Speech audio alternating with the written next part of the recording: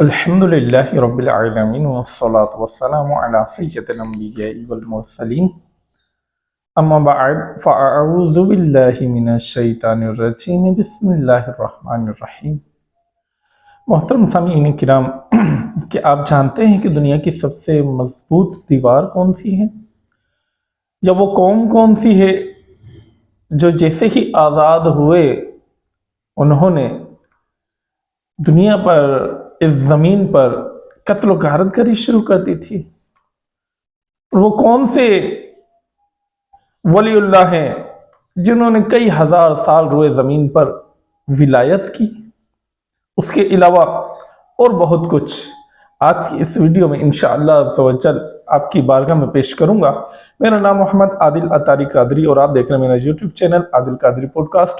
برائے مہربانی ویڈیو کو اینڈ تک لازمی دیکھیے گا۔ ویڈیو پسند آئے تو لائک شیئر کامنٹ ضرور کیجیے گا اور ہمارے چینل کو بھی سبسکرائب کر دیجیے گا کہ آپ کا سبسکرائب کرنا ہمارے لیے باعث خوشی ہوگا۔ آئیے بڑھتے ہیں اپنے موضوع کی جانب۔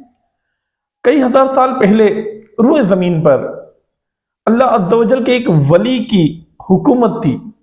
ان کا نام اسکندر جبکہ لقب ذوالقرنین تھا۔ آپ حضرت سیدنا خضر علیہ السلام کے خالہ زاد بھائی تھے۔ آپ کو پوری دنیا کی بادشاہت اور مشرق و مغرب کے سفر کا اعزاز حاصل تھا۔ ایک مرتبہ آپ رحمت اللہ تعالی علیہ شمال یعنی نارتھ کی طرف سفر کے دوران ترکستان کے مشرقی کنارے پر واقع دو بلند و بالا پہاڑوں کے درمیان پہنچے۔ ان پہاڑوں کے درمیان پہنچ کر آپ کو پتہ چلا کہ ایک طرف یاجوج ماجوج آباد تھے، جبکہ دوسری طرف ایک اور قوم رہا کرتی تھی۔ اس قوم کے لوگوں نے آپ کی بارگاہ میں یاجوج ماجوج کے فساد پھیلانے کی شکایت کی اور ساتھ ہی مال کی بھی پیشکش کرتے ہوئے ایک مضبوط دیوار بنانے کا کہا تاکہ یاجوج ماجوج دوسری طرف نہ آ سکے۔ یہ انسان جو یاجوج ماجوج تھے یہ انسان تھے اور مذہب کے لحاظ سے کافر تھے۔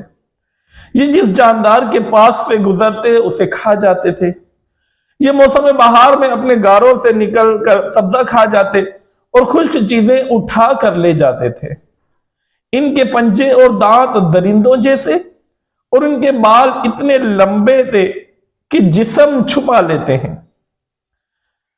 حضرت ذوالقرنین رحمت اللہ تعالی علیہ نے قوم کی مالی پیشکش قبول نہ کی، جبکہ فریاد رسی کرتے ہوئے فرمایا مجھے تمہارے مال کی حاجت نہیں، بس جسمانی قوت کے ساتھ میری مدد کرو۔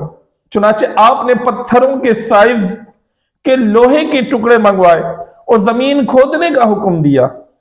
جب پانی نکل آیا تو آپ نے پہلے پتھر رکھوائے اور پگھلے ہوئے تانبے کے ذریعے انہیں جما دیا۔ اس کے بعد لوہے کے ٹکڑے پہاڑ کی بلندی تک اوپر نیچے رکھوائے اور ان ٹکڑوں کے درمیان لکڑی اور کوئلہ بھر کر آگ لگوا دی۔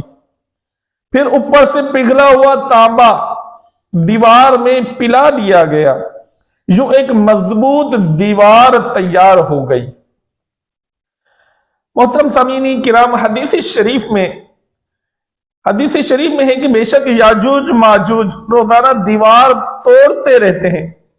جب وہ مکمل ٹوٹنے کے قریب ہوتی ہے تو انہیں سورج کی شعائیں نظر آتی ہیں۔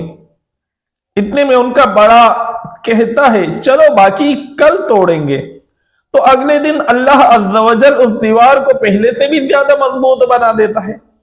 جب ان کی قید کی مدت ختم ہو جائے گی اور اللہ عز و جل انہیں لوگوں کے سامنے ظاہر کرنا چاہے گا تو اس دن جب وہ سورج کی شعائیں دیکھیں گے تو ان کا بڑا کہے گا انشاءاللہ عز و جل باقی کل توڑیں گے۔ جب وہ اگلے دن آئیں گے تو انشاءاللہ عز و جل کہنے کی برکت سے دیوار اتنی ہی ہوگی جتنی چھوڑ کر گئے تھے، یوں وہ بقیہ دیوار توڑ کر باہر آ جائیں گے۔ دیوار توڑنے کے بعد یہ زمین میں خوب قتل و غارت کریں گے۔ غارت گری کریں گے، یہ سب قیامت کی قریب ہوگا۔ حضرت عیسیٰ علیہ السلام ان کے لیے ہلاکت کی دعا کریں گے تو اللہ عز و جل ان کی گردنوں میں کیڑے پیدا فرما دے گا، جس سے یہ فوراً مر جائیں گے۔ پوری زمین پر ان کی لاشوں کی بدبو پھیل جائے گی۔ پھر اللہ عز و جل ایک قسم کے پرندوں کو بھیجے گا جو ان کی لاشیں اٹھا کر جہاں خدا چاہے گا پھینک آئیں گے۔ یوں یاجوج ماجوج کا خاتمہ ہو جائے گا۔ محترم سامعین کرام، زمین میں قتل و غارت گری کرنے اور فساد پھیلانے والوں کا انجام ہلاکت ہے۔ اللہ عز و جل ظالموں کو ایک دم ختم کر دینے پر بھی قادر ہے، مگر انہیں موقع عطا فرماتا ہے تاکہ توبہ کرنے۔ کسی بھی جائز کام سے پہلے انشاءاللہ کہنے کی عادت بنا لینی چاہیے۔ اس مبارک جملے کی برکت سے وہ کام مکمل ہونے کی امید بڑھ جاتی ہے۔